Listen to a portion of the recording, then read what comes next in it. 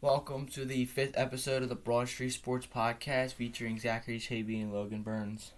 What's up, everybody? So today we'll start off with the NBA, and then MLB, and finish it up with NHL. So the NBA playoffs, we're already in the second round.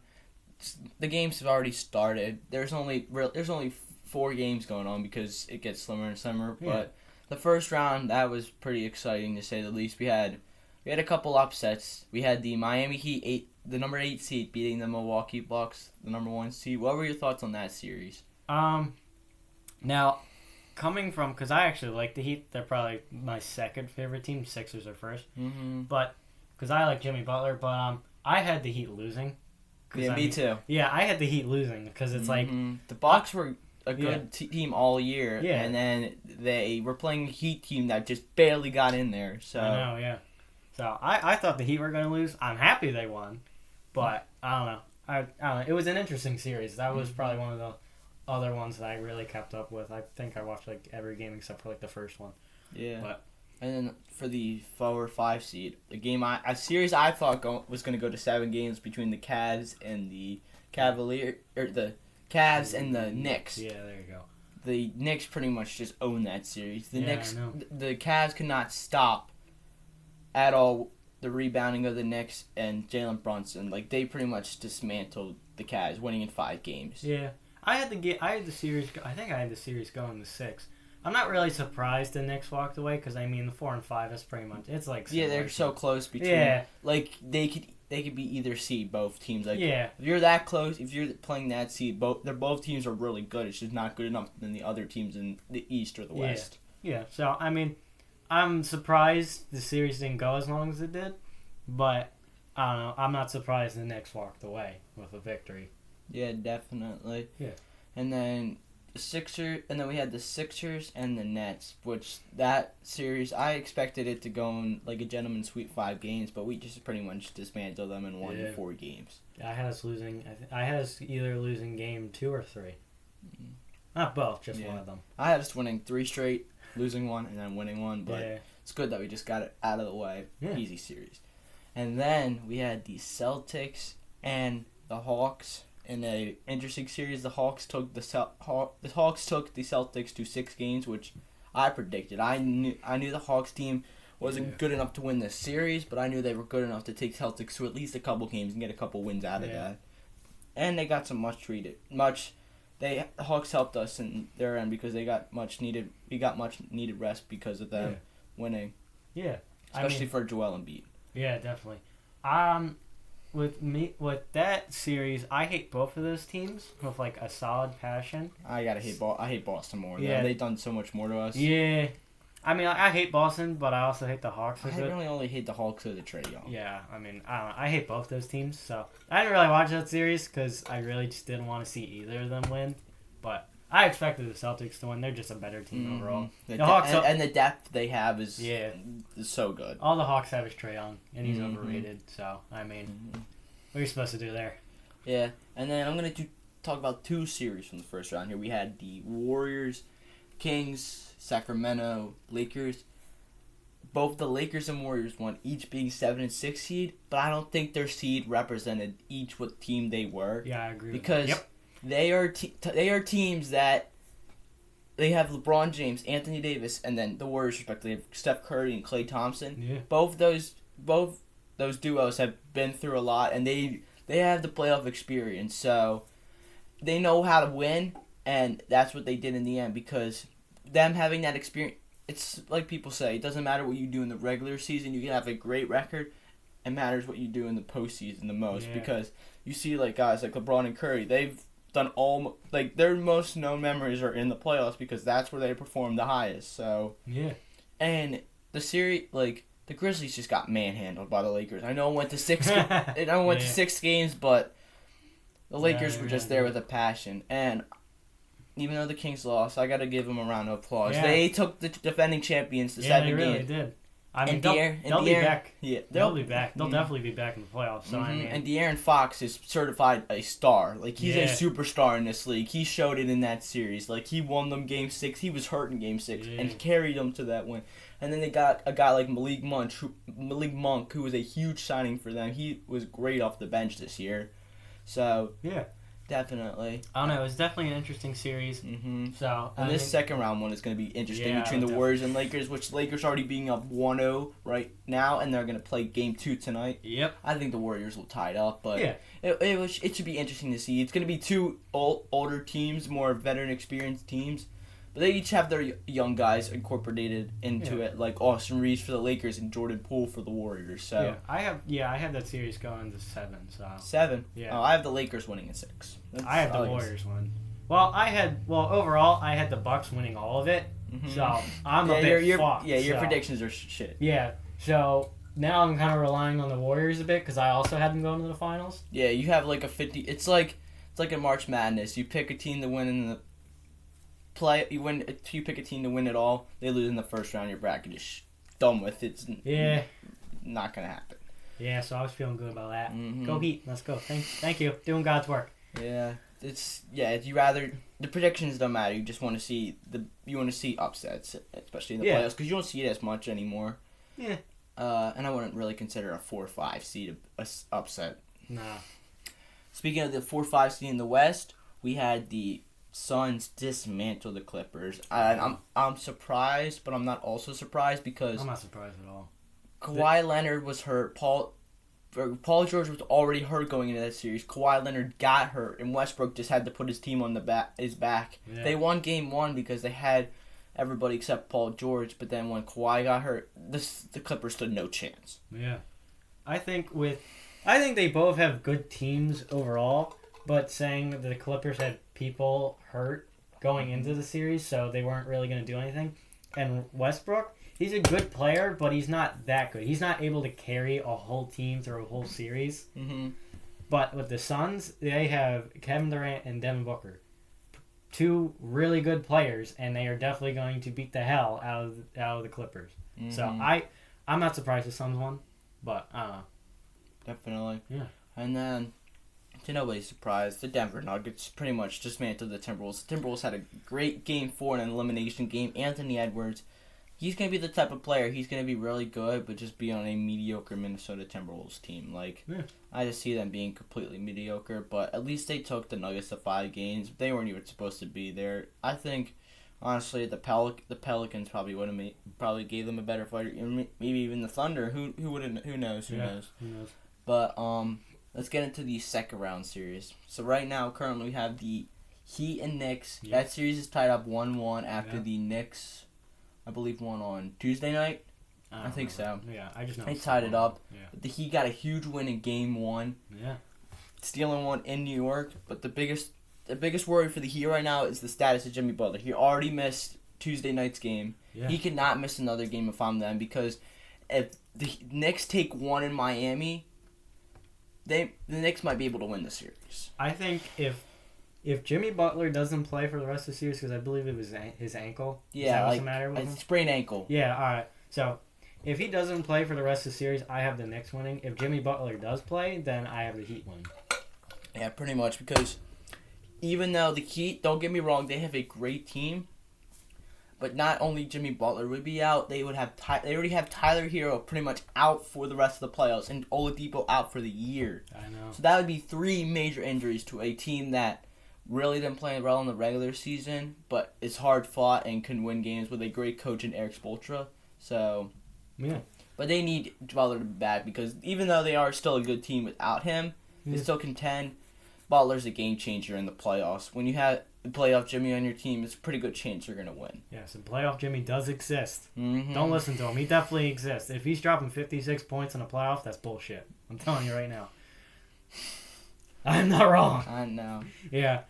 But, yeah, so depending on what Jimmy Butler does, if he plays, the Heat wins. If he doesn't, the Knicks win. Yeah, I would agree on that. Yeah. And then this is the series everybody's talking about, because the Philadelphia 76ers, without Joel Embiid, went into Boston on Monday night and took the game from them. Harden had 45 points. That was a huge win. Even though they got destroyed last night, I look at game 1 saying, you did your job. You took at least one in Boston, and now you're going back to Philly tied up. Yep. Like, you have a chance in this series. And Embiid played last night. Even though we didn't win, he's back into the playing system. Like, he's back in his routine and stuff like that. Yeah. And the night before, Embiid gets the MVP. So everything's going in the Sixers' direction, and I have them winning this series in 6 games. I think if we could take both in Philly, the series is over in 6. Yeah. But I think tomorrow is a must win if I'm the Sixers, because you cannot lose 2 straight to a Boston team, and then they take 1 in Philly. I don't know if I can deal with that. Like, that would be a tough way. I think the way the Sixers lose this series is they lose tomorrow, or this series gets taken to 7 games in Boston, because Boston has way more depth than we do. So they could win it in that battle. You saw it last night. So many guys were hitting threes after threes after threes.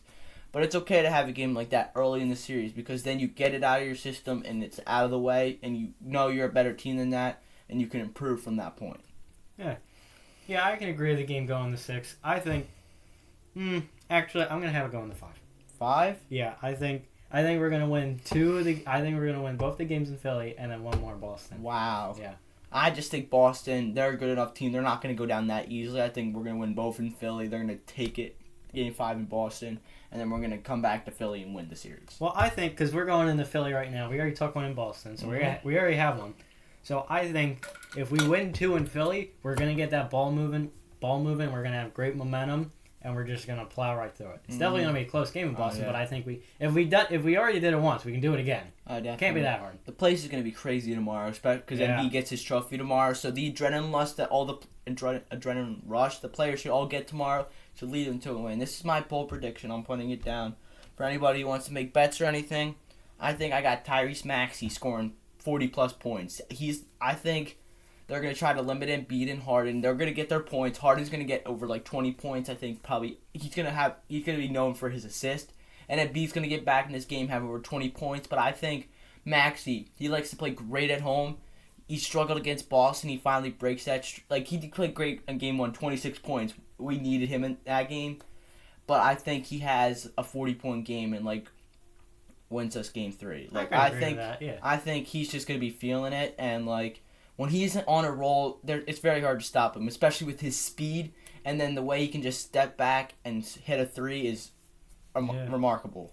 I think in this series and last series too, I think each player, each game kind of has it's their turn to do really good, and the other 2 step back, like Harden, Maxey, and Embiid. Mm-hmm. They all kind of 2 of them take a step back and let the one guy that's a good thing about having a balanced trio. Yeah. Because you saw it with the Brooklyn Nets. They didn't have a balanced trio. They had Harden, Kyrie, and Kevin Durant. These are all guys who needed the ball in their hand, maybe except for Kyrie because he's a great playmaker. Yeah. But these are all guys who needed the ball in their hand to succeed when they were in the primes of their career. Yeah. But it's different now because Maxey, he doesn't need the ball in his hand. He can play defense. He can score. And Embiid and Harden's changed his game now. He's more of a playmaker than he is scorer. But you saw it in game 1 when he needs to be a scorer. When say Embiid or Maxey are out, he can be that player for the Sixers. He can be that player for the Sixers and for this team in general. So. Yeah, he definitely could. I don't know. I have hope in the Sixers. I think this is the year we actually make it past the semifinals. Mm-hmm. After that, I have no idea. That's open ocean. I'm done. If we were to play Miami, though, that would be an interesting series, to say the least. It definitely would be. If we do play Miami, I think we still win, because that's it's pretty much Jimmy Butler and a bunch of juniors. Yeah. And with Tyler Hero and Victor Oladipo being out, that could hurt them in the long run. Yeah. And then, let me think. Them going to the West side. The Nuggets, to my surprise, I thought the Suns were easily going to win this series. I know. The Suns are in trouble. That's all I have to say. They're down 2-0 right now, and they're already announced CP3 is out for Game 3, Game 4, and Game 5. So he might even have a chance if he were able to come back. So if I were the Suns, obviously tonight is a must-win back in Phoenix. I even think you need to tie up this series. You need to win both in Phoenix because I think if you go back to Denver down 3-1, I think the crowd is going to be crazy and there won't be able to handle that, especially without CP3 in the lineup. I know. But Booker and Durant, they're going to need to step up. Booker has to, but Durant, he needs to have I don't know when they play next. I think it's tomorrow. It's tomorrow. He needs to have the game of his life. Like, we need a Durant that we've seen for many years, like a 40-point-plus game for Durant if the Suns want to stay in the series and win tonight and then whenever they play next. Yeah, I mean, if they don't win tonight, they're screwed. They're not coming back from that. That's all I have to say. Yeah, they play tomorrow, I think. Tomorrow. They're part of a doubleheader with the Sixers. They play at 10 o'clock. Okay, whenever the hell they do play. I don't know. I don't remember. Yeah. I can never remember. You're fine. But whenever the hell they do play, if they don't win the third game, they're not winning the series. Oh, definitely. Without a doubt. But I don't know. Maybe the series does go to 7. Who knows? Mm-hmm. I would love to see the Suns win because I don't really like the Nuggets that much. Mm-hmm. But and then to get to the final series that is happening, we have the form. We already talked about the series a little bit, but the Lakers and the Warriors, which the Lakers went into Golden State and took Game 1 with a huge game from LeBron James, but an even bigger game with Anthony Davis. He was one of the first players since Shaq to have 30 points and 20 rebounds in one game. That's absolutely phenomenal. I have real confidence in this Lakers team. They can even make it to the finals if they want to because think about it. They're going into every series with LeBron James and Anthony Davis. I don't know. They might have not played the best in the regular season, but they're playing great basketball towards the end of in the second half and then in the playoffs because they made that huge trade, which I love when they made that trade for D'Angelo Russell, Malik Beasley, and Jared Vanderbilt. Yep. It got them depth and it got them a ball handler that could get the ball to LeBron and Anthony Davis and D'Angelo Russell. So yeah. I have that series going to 7 with the Warriors winning. Mm-hmm. Just because I have them going to the finals and I can't really back up. Yeah. Now. But I wouldn't be surprised either way because I mean 7 and 8 seeds, and they both have really. I think it's 6 and 7. 6 and 7. Yeah, because the Timberwolves were the 8 seed. Oh yeah, you're right. All right, so I mean those are 2 seeds that really aren't any different, and they both pretty much have the same team on some level. But I don't know. I wouldn't be surprised if the Lakers walked away victorious. But I have the Warriors winning. Definitely. And then that's our pretty much quick recap on basketball. I just wanted to ask real quick, what's your reactions of Embiid being announced the MVP? I mean he deserves it. Yeah. He's been beat around the bush a lot. I mean, how many times has he been up for it? This would have been his 3rd year being a runner-up. I mean, so. Yeah, I don't know. I feel like after twice, I would have been like... No, this would have been his 4th year, I think. His 4th year, so he's been runner-up 3 times? Yeah. Man, I would have quit basketball. Yeah. I would have been like... Or not quit I just would have stopped trying as hard because what's the point if you're just going to be a runner-up? I don't know. He deserves it. I'm happy. Mm-hmm. He's definitely happy. Yeah. So, I don't know. So that's our quick recap on the NBA playoffs. We'll talk about more of the series, more in depth, maybe in the next episode. Yeah. Let's get into some MLB. So... MLB, the season, it's already a month through. We're seeing what teams are actually really good and what teams are struggling early. And the team I want to talk about the most that's really struggling are the St. Louis Cardinals. Have you seen their record? No, I can't say. I haven't really been paying attention to them. They're currently the reigning NL Central champions. They're last in the division at 10-21. Neat. Wow, they suck. Mm-hmm. And then, all right. And then the surprise and then you got the Cardinals in last, and then you got the Pittsburgh Pirates at the top of the division at 20-12. They've been playing great baseball right now, and it's absolutely phenomenal. And then let's just do a quick recap. We got the Braves at 21-10, leading the NL East. We got the Marlins in 2nd place, the Mets in 3rd place, the Phillies in 4th place. That's abysmal right now. Mm-hmm. The Nationals in 5th, not really surprised. You got the Pittsburgh Pirates, the aforementioned Pirates, in 1st. Then you got the Brewers, the Cubs, the Reds, the Cardinals. And then you got the Dodgers. They've been picking up their game lately, sweeping the Phillies. They just pretty much demolished us. I don't know how we lost the last game. The last game. Don't get me wrong. The first 2 games, we lost. We lost very early. The last one though, we should have won, and the win got taken right out of us. And then the Diamondbacks are 2nd. That's a surprise. And then you got the Padres, the Giants, and the Rockies. Yeah. Who's your biggest surprise since we talked about a disappointment? Who's your biggest surprise, not including the Pirates right now in the NL? Right. I mean, I'll be honest. I kind of been watching basketball a little bit more, so I fall off the baseball train a little bit. Yeah. So I haven't really been paying attention this month, at least. I don't blame you. But I don't know. I still think. I think honestly Blue Jays. Not gonna lie. You mean they're in the AL? I know. Oh, wait. What are you talking about? I'm talking about the National League. Oh, National League? Yeah, not including the Pirates. Not including the Pirates. You got teams like the Diamondbacks. I guess really the Diamondbacks. Yeah.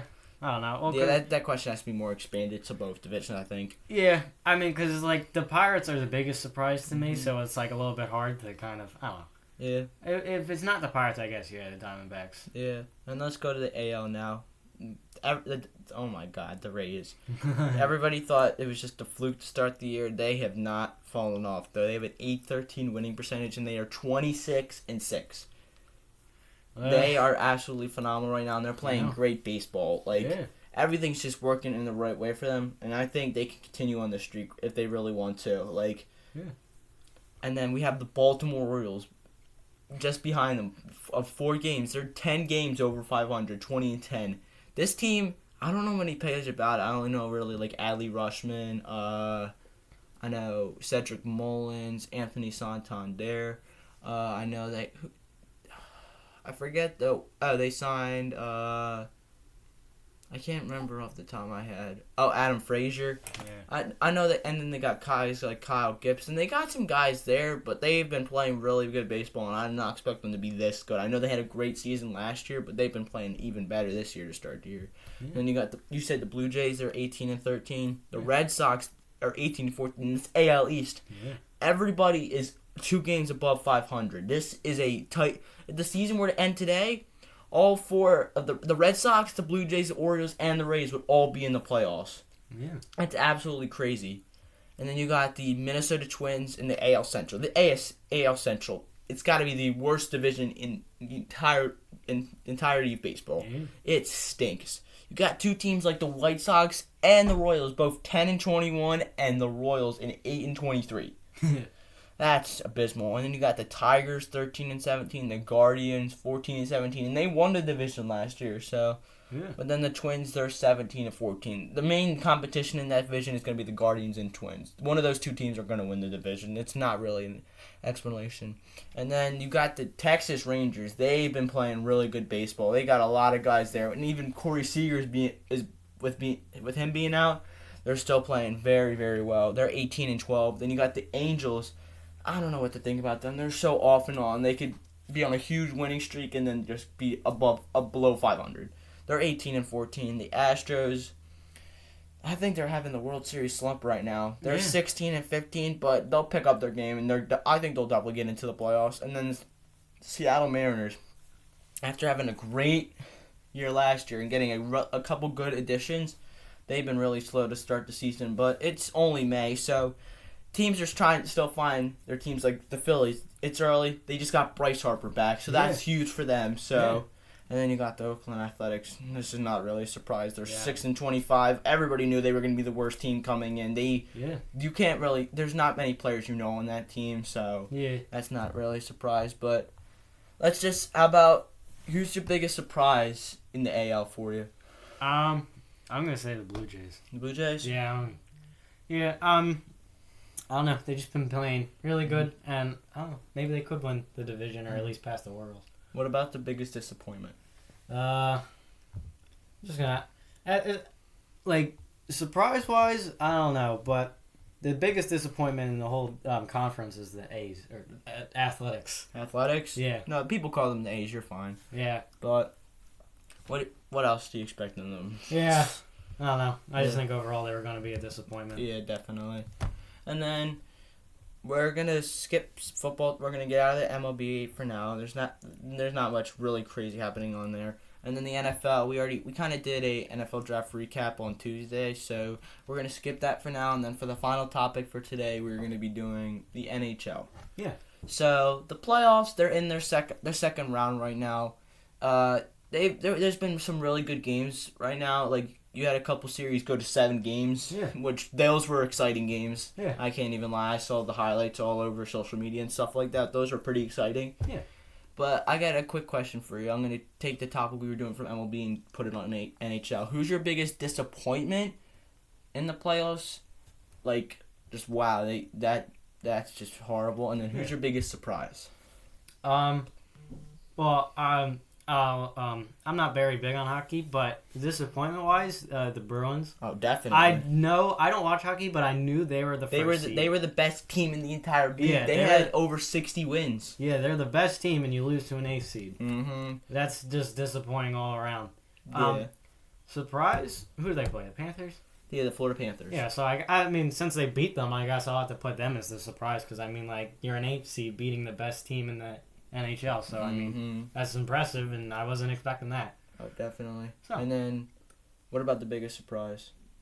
Panthers. Okay. Yeah. So you're taking both teams from a series, so. Yeah, I mean, if you're being the best team in the NHL, that's unexpected, so, surprise, yeah. Definitely. Team I want to talk about real quick is Seattle Kraken.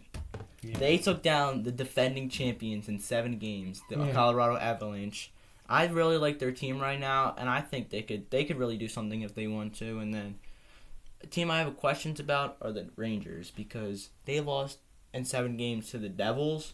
Yeah. And they have their foursome. They have Ontario Panarin, Mika Zibanejad, Patrick Kane, and Vladimir Tarasenko. And Kane's a free agent this year, so it's going to be interesting to see what they want to do with him because he's the one guy they got at the deadline this year to pretty much bolster their team. So it's going to be interesting to say the least, but we'll have to see how the NHL goes. But do you have anything else you want to talk about any kind of sports? Any kind of sports? Not really. I do know what's his face. Jackson Mahomes got arrested. Yeah. Let's go. Fuck that guy. No, but here's the thing though. He got bailed out. Oh, fuck man. Yeah, it was $100,000 bail, and he got bailed out. Oh, I didn't hear that. He didn't stay in jail for that much long, but are you surprised? See, this guy... Yeah, he's rich. That's interesting, but... Yeah, not really sports, just... Yeah, just social in general, like... Yeah, fuck that guy. I don't like him.